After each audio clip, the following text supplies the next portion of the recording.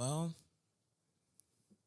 how do you think I'm received in both markets? Let's start from there. Okay, it does seem like you have a lot more vibrant love when you leave the shores of this place than within the space.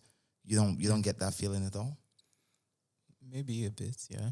Maybe a bit. What do Yeah. you make of that?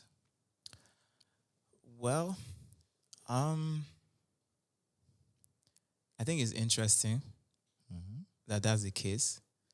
Um, but how I'll put it is, I am who I am and I am what I am, regardless of what part of the world resonates with it. Okay. Um, let's say, for instance, have you seen this movie on Netflix called Money Heist? Yeah, I've seen that. Okay, so that's one of my favorite shows, right? Yeah. So my ex put me onto Money Heist the first time I watched it, and I thought it was brilliant. I thought it was so amazing. But I was doing some reading on Money Heist, and what I discovered was in the home country it was produced. I think it was made in Spain, or Yeah, Spain. if I'm not mistaken. Yeah. It's Spain. And when they released it, apparently, I think in like the first year, it didn't do so well True. in Spain. Yeah, I saw that when I did my study too.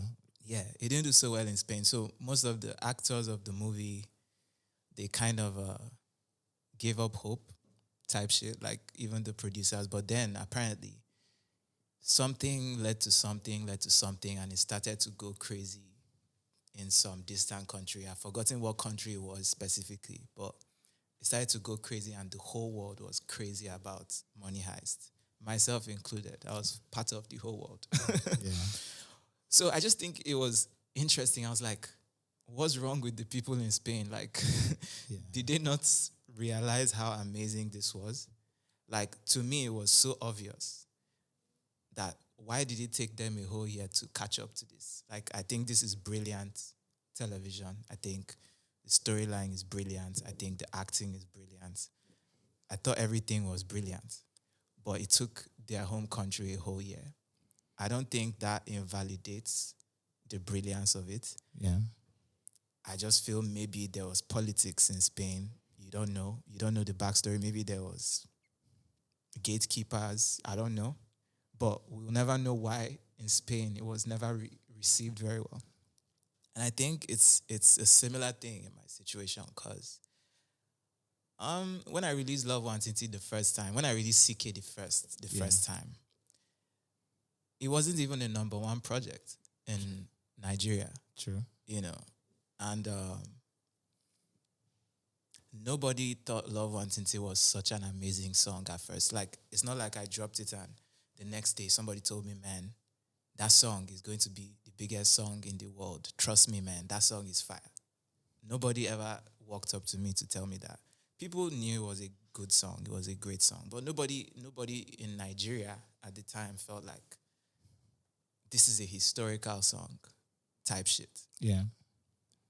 But about 2 years later, this song literally changed the whole trajectory of Afrobeats. Literally. I would say that was it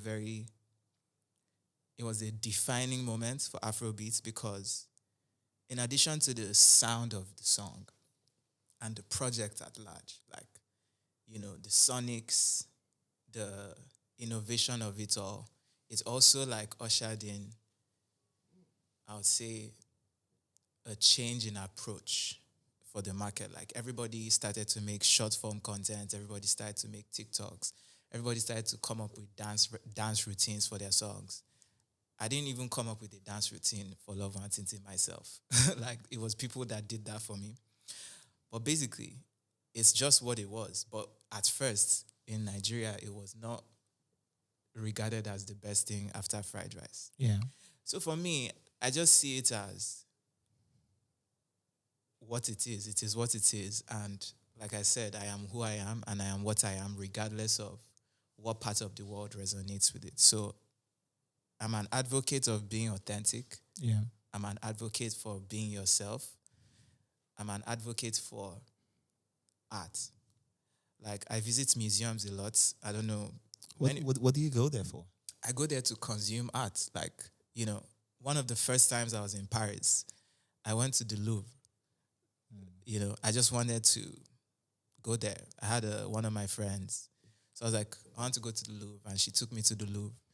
And we basically we walked through the Louvre. It was a very big place, Many people know the Louvre for the Mona Lisa, which is one of the most famous art pieces there. But there's so much more. There's a literal mummy in the Louvre, a real mummy from Egypt. Yeah. I don't even know how it got there. Well, you know how it got. We know how it got there. But there's so many things, so many pieces of art from 3,000 years ago, 4,000 years ago, and it's there. And you have crowds of people buying tickets every day to go to the Louvre to just consume art.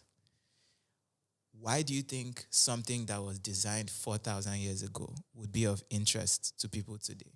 It means they just saw that thing. If it's a sculpture or it's a painting, it means people saw that thing and it's evoked an emotion out of them. Maybe let's say it's a sculpture of, let's even use the Mona Lisa, for instance. Why do people care about the Mona Lisa so much? It's a painting of a woman who is not even alive today. Yeah.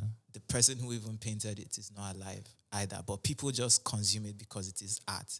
You can tell that the person that painted this felt something, and when you see the piece of art, it resonates within you and you are intrigued by it. So I'm an advocate for art. When I consume pieces of art, I consume the emotion and the experience of the artist that made it, and I appreciate it for what it is. If I see a Picasso painting or I see a Leonardo da Vinci painting, they're all different. The styles are different, but I appreciate it for what it is. So for me with music, it's the same thing. I feel music is art. It is. First things first. It's a product and all that stuff, and money is made from it, and that's fine. But for me, I see it as art first and foremost. Before it can be a product, it has to be art. It has to have a story. It has to have a reason for existing in the first place before you can put a price tag on it. When the Mona Lisa was painted, I'm sure it wasn't worth millions of dollars. It wasn't even worth the paper it was on. Exactly. But now it's worth millions of dollars because of the why. Why does it even exist? Do you know who painted this? This is Leonardo da Vinci. Is one of the greatest. All these things make it have the value it has. Yeah. But then, if you do your digging, most of the time, when these pieces of art were created, they were either overlooked or underappreciated. And that's fine, but it doesn't negate the reality of what it is. The Mona Lisa is still the Mona Lisa today, regardless of how the people who felt it felt. They are not even alive, by the way. But it is what it is. So it's kind of like the same way I see art. Yeah. And music. Afrobeats Intelligence. Democratizing African music.